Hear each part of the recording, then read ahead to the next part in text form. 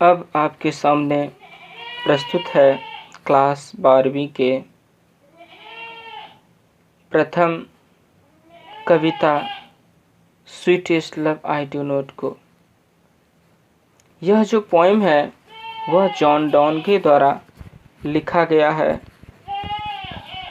तो सबसे पहले कविता के पढ़ने से पहले जॉन डॉन के बारे में जानकारी हासिल करते हैं, लाइन बाय लाइन एक्सप्लेन करते हैं। मैं मोहम्मद नूर आलम अब आपके सामने लाइन बाय लाइन एक्सप्लेन कर रहे हैं हिंदी में। जॉन डॉन 1572 to 1631 अर्थात इसका अर्थ होता है कि जॉन डॉन का जन्म 1572 ईस्वी में हुआ था और उनकी मृत्यु 1631 ईस्वी में हुई थी। The pioneer of a new kind of lyrical and satirical verse called metaphysical. Pioneer का अर्थ होता है मार्ग प्रशस्त करना या मार्ग दिखलाने वाला। ये कवि जो थे, जॉन डॉन जो थे,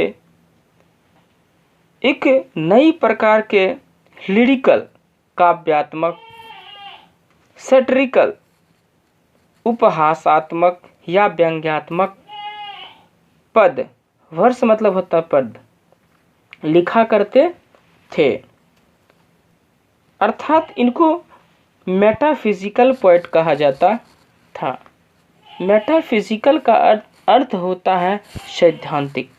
अर्थात जॉन डॉन जो थे मेटाफिजिकल पोएट थे। वॉज बोर्न इन लंदन, उनका जन्म लंदन में हुआ था।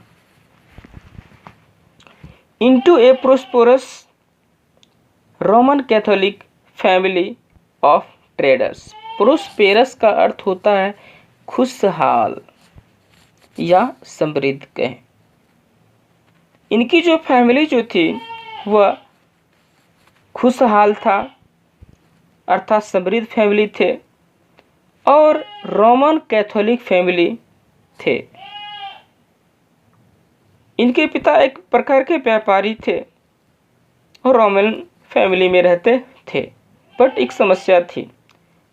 एट ए टाइम, इस वक्त, when England was ostensibly anti Catholic. इस वक्त व्हेन का अर्थ होता है कभी या जब कहें। इंग्लैंड में एंटी कैथोलिक लोग रहते थे, अर्थात उनमें कट्टरता भरी हुई थी। अस्टेंशली का अर्थ होता है कट्टरता पूर्वक।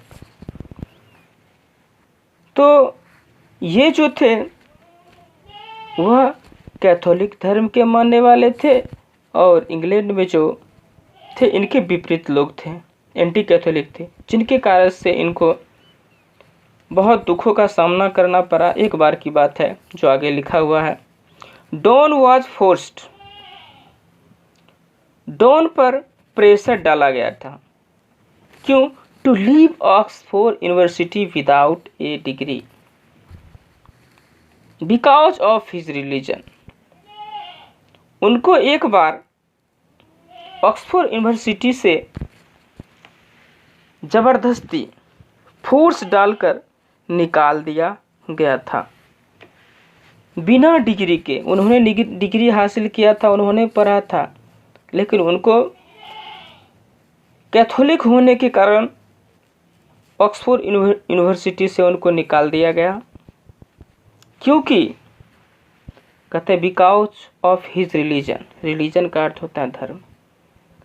उस धर्म के कारण से, रिलीजन के कारण से इनको ऑक्सफोर्ड यूनिवर्सिटी से निकाल दिया गया। अब इनके स्टडी के बारे में पढ़ते हैं। ही स्टडीड लॉ, उन्होंने कानून की पढ़ाई पढ़ी। एंड रीड थियोलॉजी, और थियोलॉजी भी पढ़ी थी। थियोलॉजी का अर्थ होता है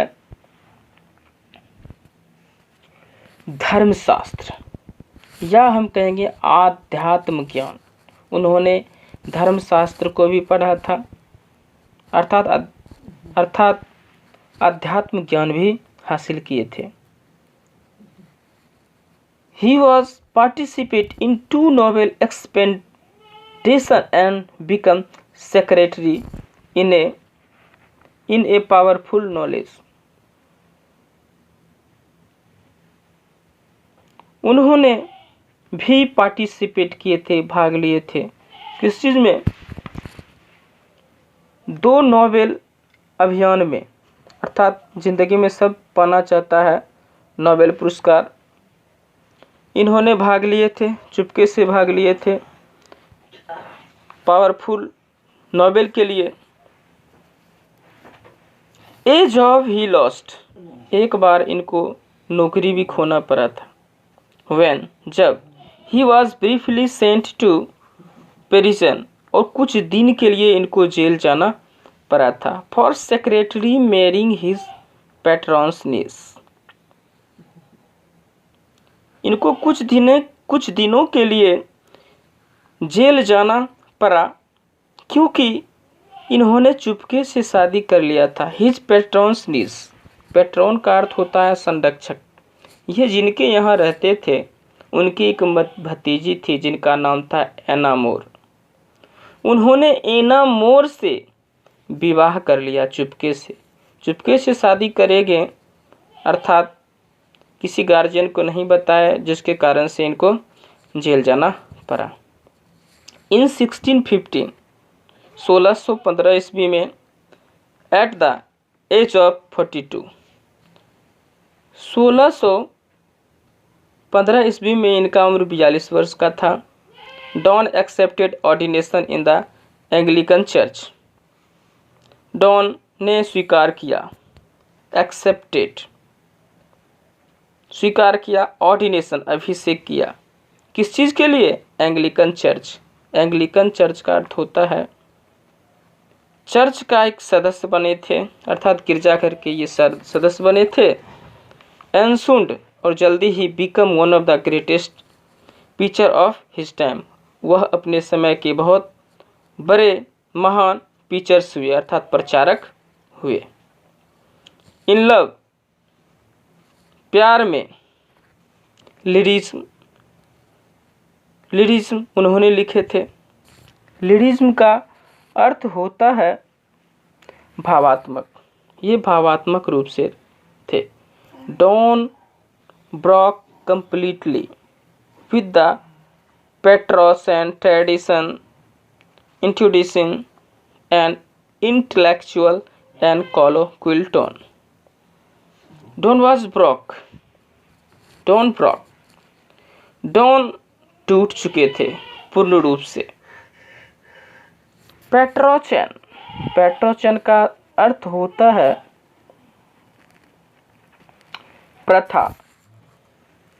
प्रथा के कारण वह पूरे तौर से टूट चुके थे, तो उन्होंने शुरू किया जीवन को एक नई तरीका से, अर्थात बौद्धिक और बोलचाल की भाषा में जो कहा जाता है, स्वाभाविक तौर से उन्होंने जीना शुरू किया। हिज लव पोएम्स, उनकी प्यारी पोएम्स हैं जिनका उपयोग use of the latest discoveries of science, latest